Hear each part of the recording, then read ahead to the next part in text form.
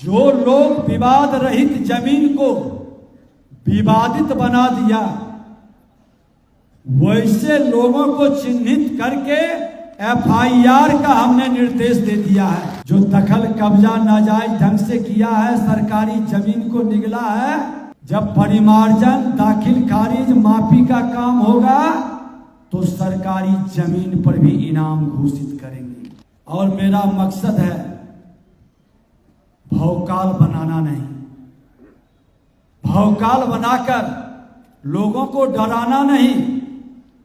आज विभाग आपके सामने में आकर बैठ गया, खड़ा होकर फेस कर रहा है। उस विभाग का मंत्री, प्रधान सचिव, सारे पदाधिकारी आपके सामने मौजूद है।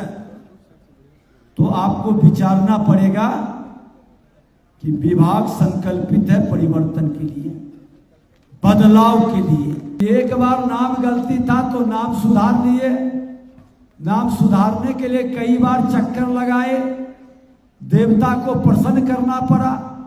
फिर उन्होंने कर दिया कि खाता खसरा गलती कर दिया, फिर दोबारा आ गए, फिर उनकी प्रसन्नता को फिर तिबारा में एराजी कम कर दिया।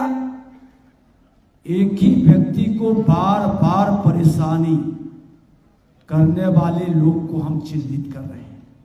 कोई जमीन का दोबारा रजिस्ट्री नहीं कर पाए, ये हम जब डिजिटल रूप से अपने विभाग को पूरी तरह से कंप्लीट कर लेंगे, उसका सारा डिटेल हमारा निबंधन के कार्यालय में भी रहेगा। आज मसौरी के राजस्व कर्मचारी राजा कुमार को मात्र 23 दिन में सेवा से बर्खास्त कर दिया गया। हम सस्पेंड नहीं करते हैं। विभाग की ओर से रजिस्ट्रेशन स्टॉल लगाकर अंचलवार लोगों से आवेदन लिया गया।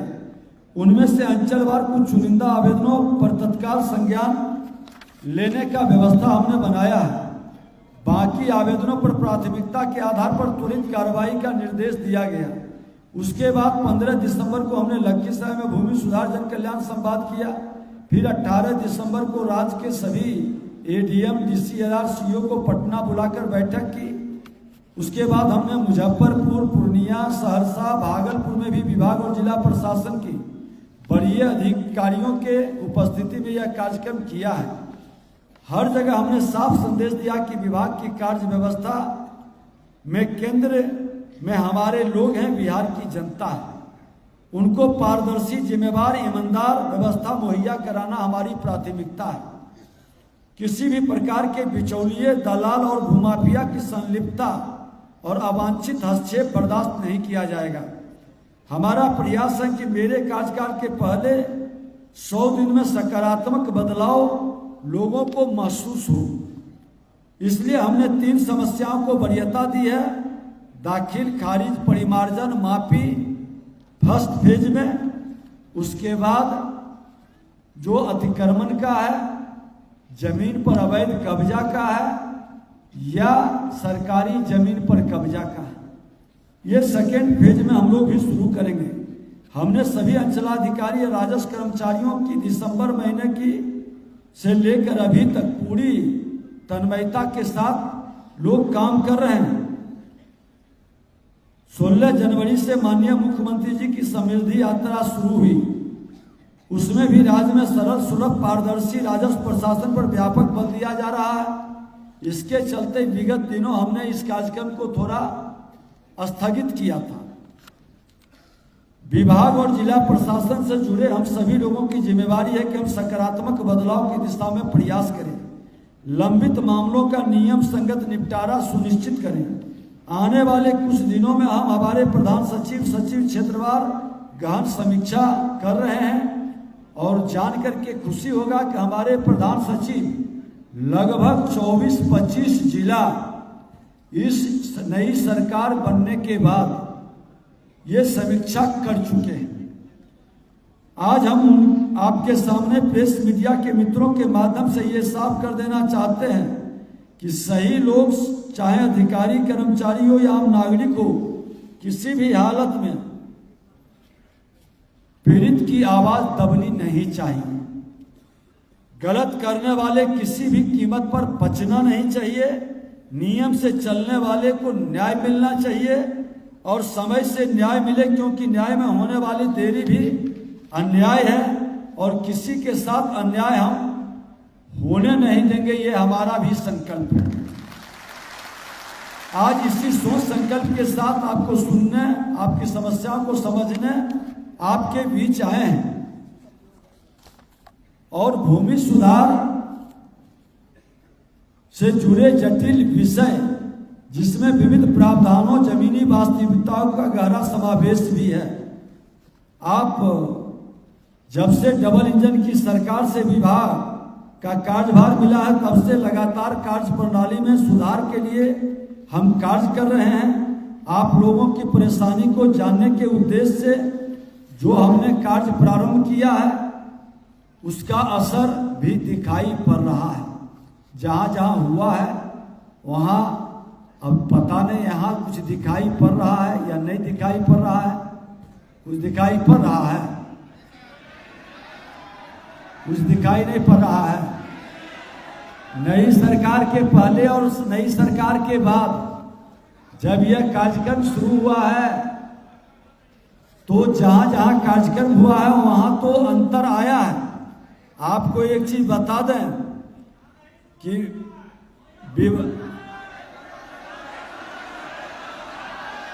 ठीक,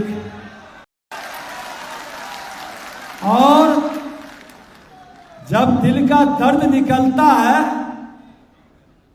तो बीमारी पता चलता है,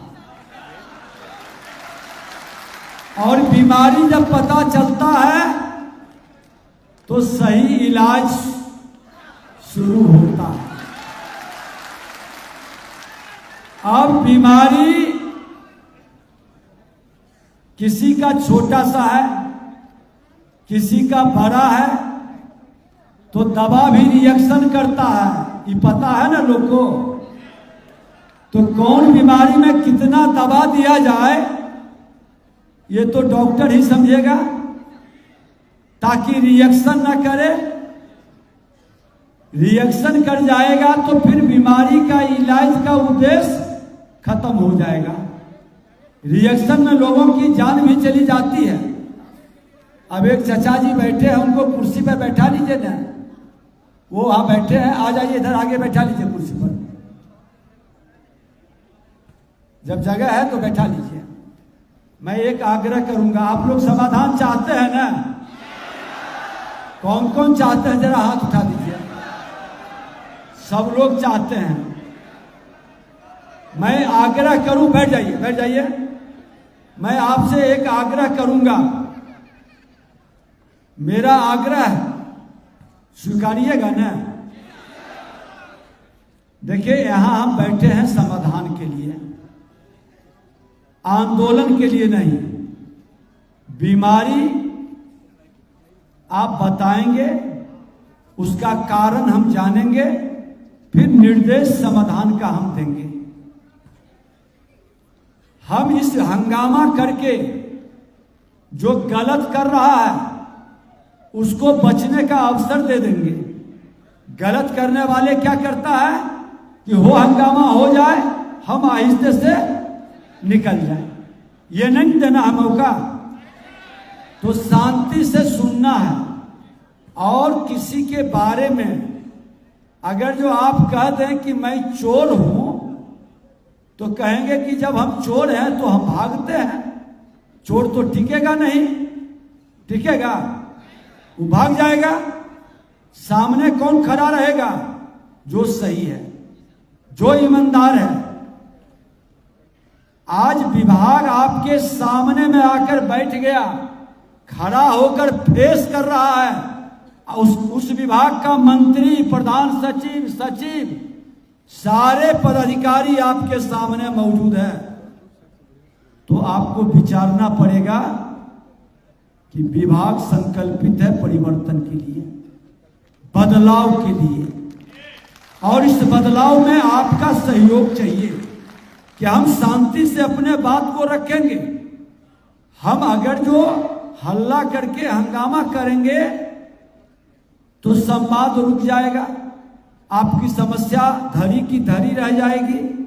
आपके मत्थे मर देगा कि अराजकता हंगामा उन्होंने किया, आपकी बात में सच नहीं आ पाएगी, तो मैं आपसे आग्रह करेंगे कि इससे बचना है।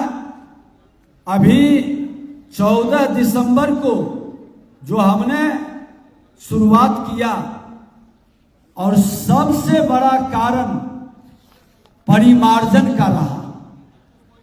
परिमार्जन कितना लोग समझते हैं? जरा हाथ उठाइए तो। समझते हैं? शुद्धिकरण, जो कागज में आपके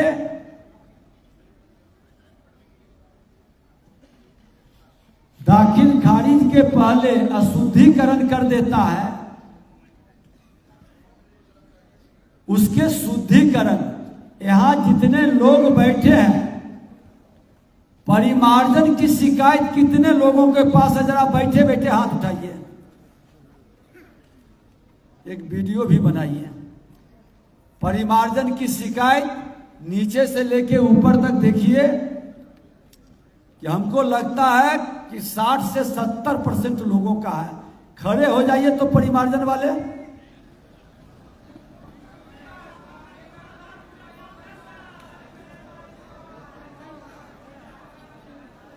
बैठ जाइए।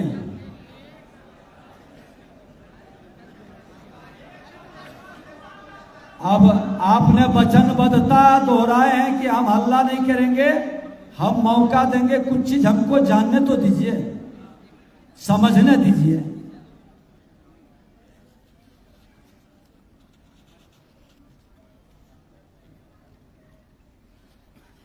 दाखिल खारिज के कितने लोग हैं वो खड़े हो जाइए, जिनका दाखिल खारिज नहीं हुआ है,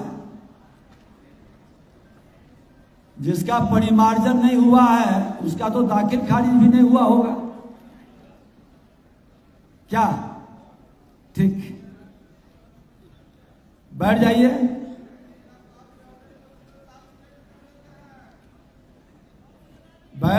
भूमि विवाद के पहले बैठ जाइए, भूमि विवाद के पहले बैठ जाइए, खड़े रहिएगा तो वीडियो बन रहा है। माफी का कितने लोग हैं जिनको माफी की जरूरत है? वो खड़ा हो जाइए हाथ उठा करके।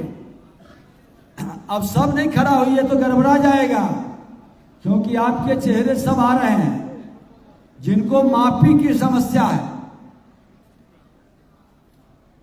ठीक है, बैठ जाइए।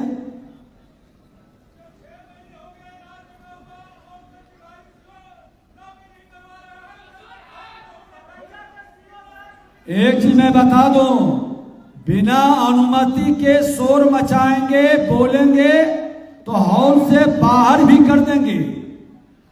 जो सुरक्षाकर्मी जहां है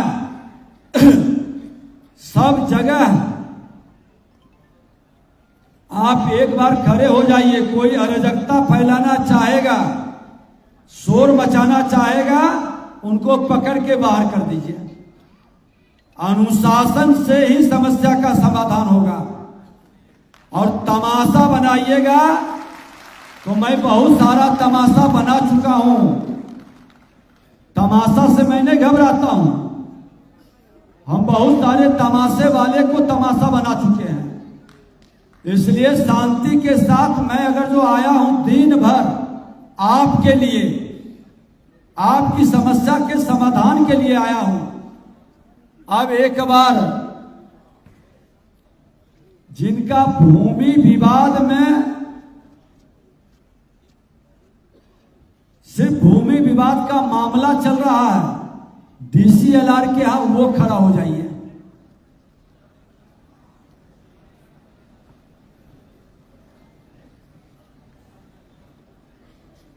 ठीक, बैठ जाइए।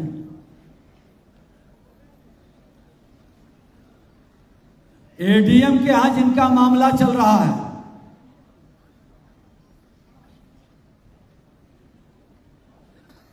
ठीक, बैठिए।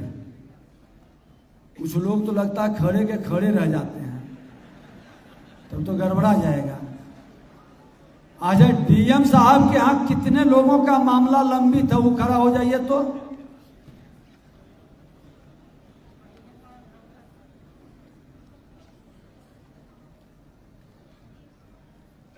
बैठ जाइए।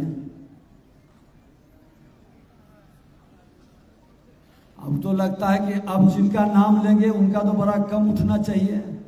कमिश्नर साहब के साहिबा के यहाँ कितना लोग का है मामला? एक 2 3, बहुत कम है। ठीक,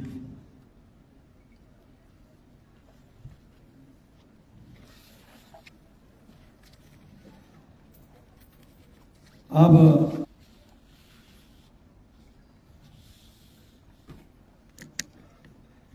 कि राजस्व न्यायालय प्रबंधन प्रणाली में एक जैसे मामलों के लिए एक जैसा न्याय सुनिश्चित करने के लिए सभी जिले के समाहर्ता को पत्र भेजा गया है। गौर से सुनिएगा तब समझिएगा। अभी तक क्या होता था कि एक ही तरह के मामले में अलग अलग आदेश होता था और जिससे अराजकता फैलता था। हमारे प्रधान सचिव विभाग ने साफ कह दिया कि एक जैसे मामले में एक जैसे न्याय सुनिश्चित होगा। अब परिमार्जन का मामला है तो परिमार्जन में तो बहुत प्रॉब्लम नहीं है। नाम का किसी का गलती होगा, किसी के आधार से नहीं मिलता होगा, किसी का खाता खसरा गलत कर दिया, किसी का एराजी गलत कर दिया, यही सब न है। अगर जो इसका हम समाधान कर देंगे तो बड़ा राहत मिलेगा। हमको जानकारी है, हम जहां जहां गए लोग बता रहा है कि एक बार नाम गलती था तो नाम सुधार लिए। नाम सुधारने के लिए कई बार चक्कर लगाए, देवता को प्रसन्न करना पड़ा। फिर उन्होंने कर दिया कि खाता खसरा गलती कर दिया, फिर दोबारा गए, फिर उनकी प्रसन्नता को, फिर तिबारा में एराजी कम कर दिया। एक ही व्यक्ति को बार बार परेशानी करने वाले लोग को हम चिन्हित कर रहे हैं ताकि ऐसे मानसिकता को सही जवाब दे सकें और वो इस बिहार में नौकरी करने के योग्य नहीं रहेगा। ये मैं वचन दे देता हूं। जो इस तरह से जनता मालिक है और उस जनता को परेशान करने वाले लोगों को हमारी कोई सहानुभूति नहीं होगी। फिर 15 जनवरी को भूमि माफी की नई व्यवस्था लागू की गई है।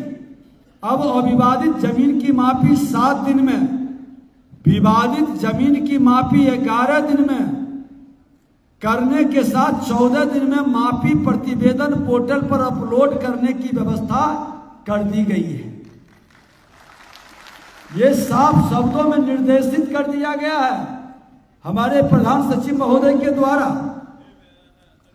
माननीय मुख्यमंत्री श्री नीतीश कुमार जी के 7 निश्चय 3 के तहत यह सुविधा प्रदान की गई है। माननीय मुख्यमंत्री ने इसकी सराहना करते हुए लंबित मामले को अभियान चलाकर पूरा करने का निर्देश दिया। उसके अनुसार कार्य किया भी जा रहा है। 7 निश्चय 3 के तहत ही प्रत्येक राजस्व से संबंधित कार्यालयों में सोमवार और शुक्रवार को जन सुनवाई की व्यवस्था 19 जनवरी से शुरू कर दी गई है। दाखिल खारिज में तेजी लाने के लिए आपत्ति नहीं आने पर मामलों को 14 दिन में निष्पादन का निर्देश सभी सीओ को जारी कर दिया गया है। राज्य में उद्योग धंधों को बढ़ाने के लिए सभी जिलों में लैंड बैंक बनाने का निर्देश दिया गया। इसी क्रम में सरकारी भूमि की सुरक्षा के उद्देश्य से उनके दाखिल खारिज में तेजी लाने का निर्देश भी जारी किया गया। राजस्व महाअभियान के दौरान पिछले वर्ष अगस्त सितंबर में शिविर लगाकर 46 लाख आवेदन का निष्पादन 31 मार्च तक करने का हम लोगों ने एक संकल्प लिया है। इसमें 40 लाख आवेदन केवल परिमार्जन के हैं। इसका उद्देश्य भूमि अभिलेख को ज्यादा से ज्यादा अपलोड करना है विभाग आप सभी को सुविधा के लिए कॉल सेंटर का संचालन कर रहा है। इस कॉल सेंटर से सभी तरह की जानकारी लेने के साथ ही सभी तरह की शिकायत भी दर्ज कराई जा सकती है। अब एक नंबर नोट कर सकते हैं तो नोट कर लीजिए।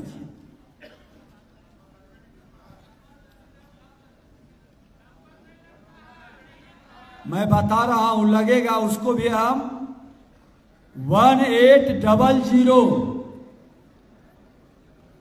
180034562115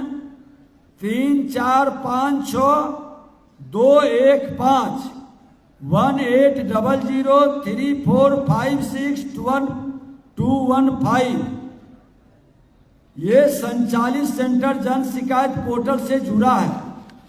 अब ये स्थिति ये है कि आप जान लीजिए कि मुझको भी मैं लगाया तो लगातार व्यस्त, तो हमने जाके चेक किया, इतने कॉल आते हैं कि एक कॉल जब हम उठाते हैं तो 10, 12, 13 कॉल वेटिंग में आ जाता है। और इस कॉल के कारण आपको थोड़ा इंतजार करना पड़ेगा, लेकिन लगातार लगाते रहिएगा, लगेगा जरूर। वो बंद नहीं है, उसकी संख्या हम बढ़ाने जा रहे हैं ताकि ज्यादा से ज्यादा लोगों की कॉल उठ सके और उसमें समूचा पोर्टल पर उसका अपलोड हो सके। ये व्यवस्था हम बना रहे हैं। जरूरत पड़ेगी तो एक और नंबर हम जारी करेंगे। सभी हर तरह की शिकायत यहां दर्ज कराएं। अन्य नंबर पर शिकायत करने पर अब आप कई लोग सीधे मंत्री जी के यहाँ लगा दो, प्रधान सचिव के यहाँ लगा दो। आप फोन पर तो लगा देंगे, सुन हम जरूर लेंगे, लेकिन आपकी शिकायत टोल फ्री नंबर पर लगाने से कंप्यूटर में पूरा दर्ज होता है।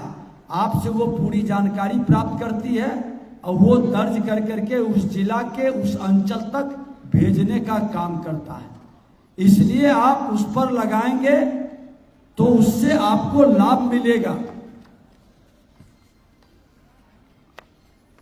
पुराने दस्तावेजों के कैथी लिपि में रहने से हो रही परेशानी को दूर करने के लिए कैथी लिपि विशेषज्ञ का पैनल बनाया गया है।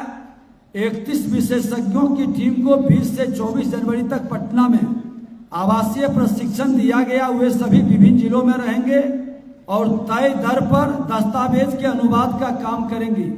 बहुत सारे पुराने जमीन है, खानदानी है, कैथी लिपि में है, लोग परेशान होता है, कैथी जानने वाले लोग नहीं है, जो सरकार ने मुहैया कराया है आपको कि उसका अनुवाद लोग करेगा और उसका उचित रेट भी फिक्स किया है। कोई आपका दोहन शोषण नहीं कर सकेगा। प्रत्येक शनिवार को पहले थाना में लगता था दरबार संवाद, अब हम उसको अंचल कार्यालय में जनता दरबार लगाने का निर्देश दिया है, क्योंकि अंचल में हमारे कर्मचारी रहते हैं, हमारे अमीन रहते हैं, हमारे अंचलाधिकारी रहते हैं, दस्तावेज रहता है, तो कोई जाएगा तो अंचल में उसका सही समाधान कर सकेगा।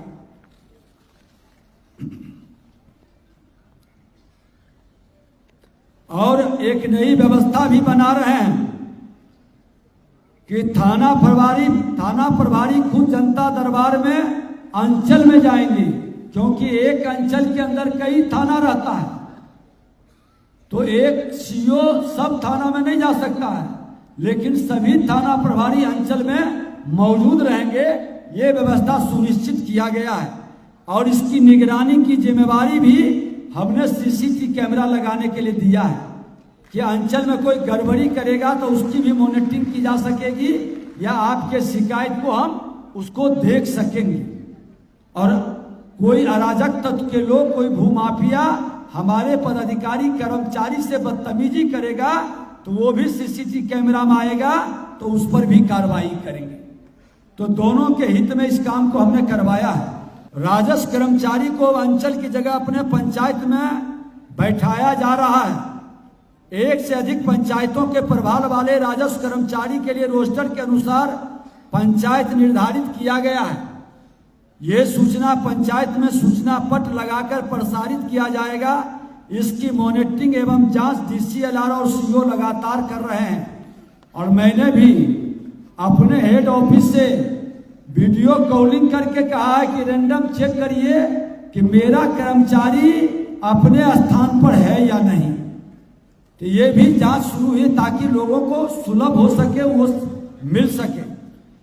और भ्रष्टाचार पर मेरी सरकार की जीरो टॉलरेंस की नीति है, इस पर सख्ती बरती जा रही है। आज मसौरी के राजस्व कर्मचारी राजा कुमार को मात्र 23 दिन में सेवा से बर्खास्त कर दिया गया। हम सस्पेंड नहीं करते हैं, सस्पेंड के साथ साथ उसकी बर्खास्तगी भी सुनिश्चित करते हैं। 1 लाख रुपया लेते हुए वो गिरफ्तार हुए थे। अररिया में गिरफ्तार राजस्व कर्मचारी को तत्काल निलंबित कर उसकी भी बर्खास्तगी कर दी गई। ऐसे सभी लोगों पर विभाग सख्त है, इसलिए अब मौसम बदला है। मौसम बदला है ना, अब देखते हैं सूटर उटर हट गया है। अब थोड़ा थोड़ा ठंडा है, लेकिन मौसम बदल रहा है, तो हम लोग को बदलना चाहिए, सब लोग को ये आग्रह है। और मैं तो कहूंगा अपने पदाधिकारी कर्मचारियों से कि मौसम बदला है तो बदलना चाहिए। आपके किए कामों की सजा आपके परिवार को भोगना ना पड़े और उसे लज्जित होना ना पड़े। और ये कर्मचारी के लिए ही नहीं, हम सब लोगों के लिए है कि हम गलत काम के लिए उन पर दबाव डाल करके, उन पर आर्थिक प्रभाव डाल करके ये वातावरण न बनाएं, क्योंकि कल आप खुद इसके कहीं न कहीं भुक्तभोगी बनेंगे। क्षेत्रीय स्तर पर पदस्थापित पदाधिकारियों कर्मचारियों से अपेक्षा है कि वे परिमार्जन, दाखिल खारिज, माफी के मामले का समयबद्ध निष्पादन करें।